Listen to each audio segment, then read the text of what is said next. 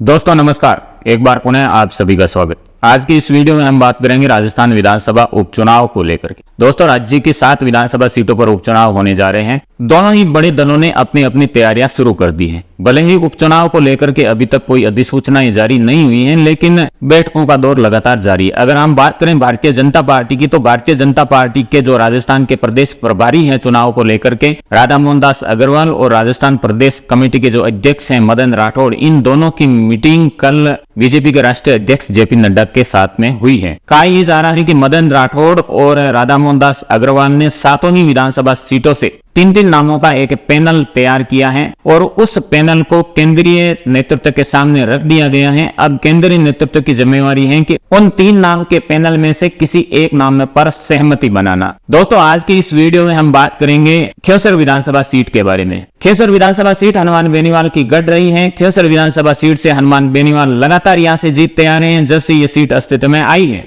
दोस्तों 2019 में जब हनुमान बेनीवाल केंद्र की राजनीति में चले जाते हैं तो एक बार लोगों के सामने ये प्रश्न चिन्ह सा खड़ा हो गया था कि हनुमान बेनीवाल की गैर हाजिरी में खैसर का नेतृत्व किसके हाथों में देगी आरएलपी। उस समय हनुमान बेनीवाल ने अपने छोटे भाई नारायण बेनीवाल को खैसर का नेतृत्व उनके हाथों में दिया था और जनता ने उन्हें जीता करके विधानसभा भेजा था। अब 2024 का लोकसभा चुनाव लड़ करके हनुमान बेनीवाल एक बार फिर से केंद्र की राजनीति में चले गए हैं, तो फिर से खैसर विधानसभा सीट जो है वो रिक्त हो चुकी है और इन 7 विधानसभा सीटों पर जो उपचुनाव होने जा रहे हैं उनमें से खैसर भी एक सीट है जो इन 7 में सबसे चर्चित सीट है। सबसे ज्यादा चर्चा अगर किसी सीट की हो रही है तो वो खैसर विधानसभा सीट की हो रही है और सबसे ज्यादा चर्चा इस बात पर की जा रही है कि हनुमान बेनीवाल किसे अपना उम्मीदवार बनाएंगे और उनके सामने भारतीय जनता पार्टी किसे उम्मीदवार के तौर पर चुनाव मैदान में उतारेगी। आपको याद हो कि 2023 के विधानसभा चुनाव में हनुमान बेनीवाल के सामने भारतीय जनता पार्टी ने रेवंत राम डांगा को अपना उम्मीदवार बनाया था और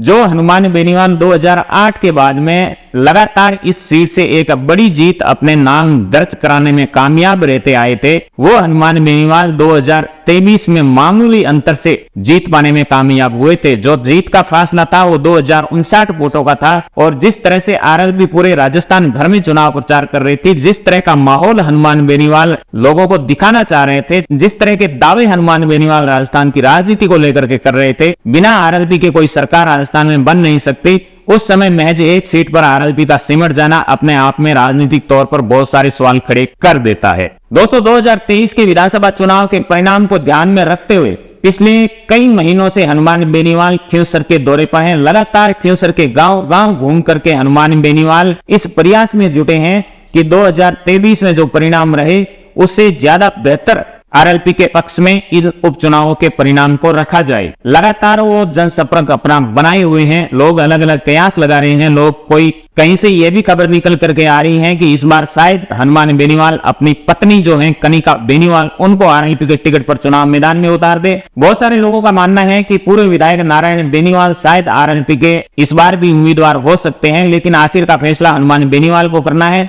हनुमान बेनीवाल किसे अपना उम्मीदवार बनाते हैं उस बात पर यह तय हो जाएगा कि भाजपा के साथ में मुकाबला कैसा रहे। दोस्तों अगर बात भारतीय जनता पार्टी की करें तो 2023 में भारतीय जनता पार्टी के उम्मीदवार थे रेवंत राम डांगा, जो कभी हनुमान बेनीवाल के अच्छे सहयोगी के तौर पर इनको जाना जाता रहा है। आरएलपी के अच्छे कार्यकर्ता के रूप में इनकी पहचान रही है, लेकिन 23 के चुनाव से पहले ये भाजपा ज्वाइन कर लेते हैं और भारतीय जनता पार्टी उन्हें टिकट देकर के चुनाव मैदान में उतार देती है। जबरदस्त मुकाबला होता है, मुकाबला बड़ा नजदीकी होता है, मुकाबला कांटे का होता है और कांटे के इस मुकाबले में हनुमान बेनीवाल अपना परचम फहराने में कामयाब हो जाते हैं। दोस्तों विधानसभा चुनाव 23 के बाद में लोकसभा के जो चुनाव हुए थे उसमें लगातार दूसरी बार नागौर से हनुमान बेनीवाल और ज्योति मिर्धा के बीच में मुकाबला रहा था। हनुमान बेनीवाल एक बार फिर से ज्योति मिर्धा के सामने 2024 का लोकसभा चुनाव जीत जाते हैं और ज्योति मिर्धा और हनुमान बेनीवाल के बीच की जो राजनीतिक अदावतें हैं वो जग जाई हैं। लगातार हनुमान बेनीवाल ज्योति मिर्धा पर हमलावर रहते हैं। लगातार ये हनुमान बेनीवाल कहते आए हैं कि ईडी और सीबीआई से बचने के लिए इन्होंने भाजपा का दुपट्टा अपने गले में डाला है।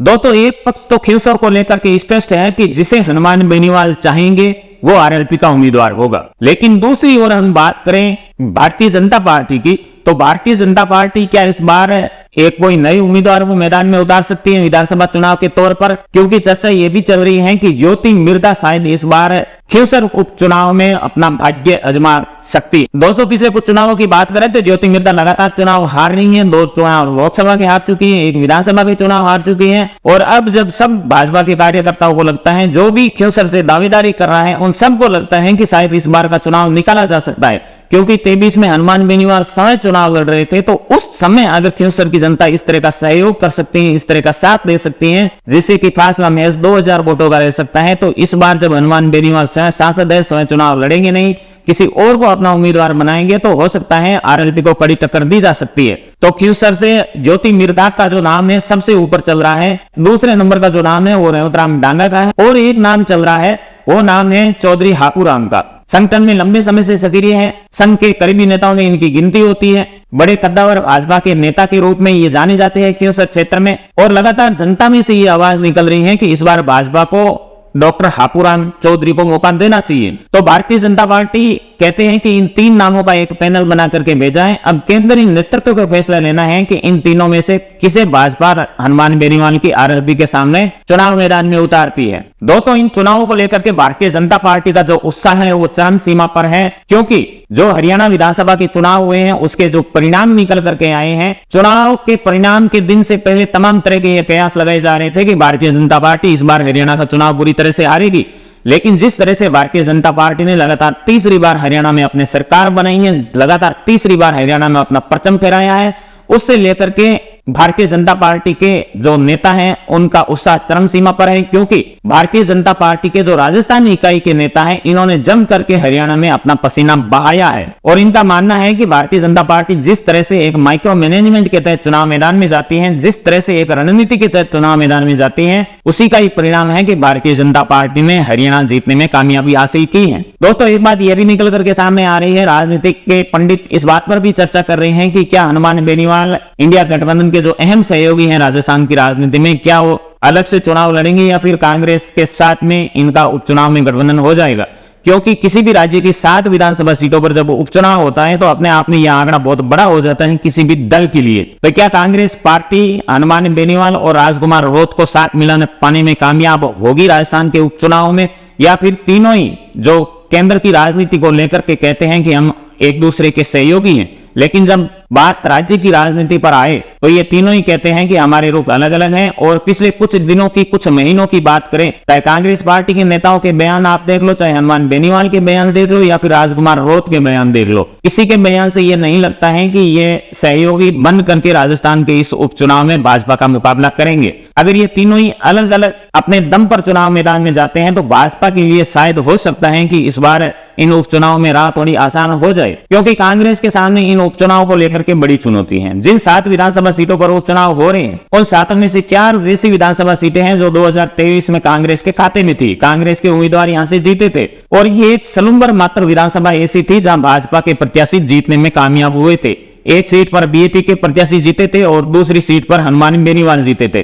तो कांग्रेस के सामने बड़ी चुनौती है कि जिन 4 सीटों पर 2023 में उनके उम्मीदवार जीते थे उनकी जीत को बरकरार रखना और बाकी की 3 सीटों पर मजबूत और टिकाऊ उम्मीदवार भाजपा के सामने खड़े करना। चुनौती हनुमान बेनीवाल और राजकुमार रोत के सामने भी होगी, क्योंकि दोनों ही नए दल हैं, दोनों ही राजनीतिक शुरुआत के सफर में हैं। तो दोनों ही दल चाहेंगे कि अपने अपने जो विधानसभा क्षेत्र हैं, चाहे खिवसर की बात करो या 84 की बात करो, उससे बाहर निकल करके वो अपने दल का दायरा बढ़ाए और अन्य विधानसभा सीटों पर जहां 7 सीटें हैं जहां उपचुनाव हो रहे हैं उन सीटों पर भी अपने मजबूत उम्मीदवार उतार करके इन दोनों ही राष्ट्रीय पार्टियों को कड़ी टक्कर दी जाए। दोस्तों, उपचुनाव को लेकर के जो भी अपडेट होगी अविलंब आपके सामने लाने का प्रयास करेंगे। आपने अपना कीमती समय दिया उसके लिए बहुत बहुत आभार।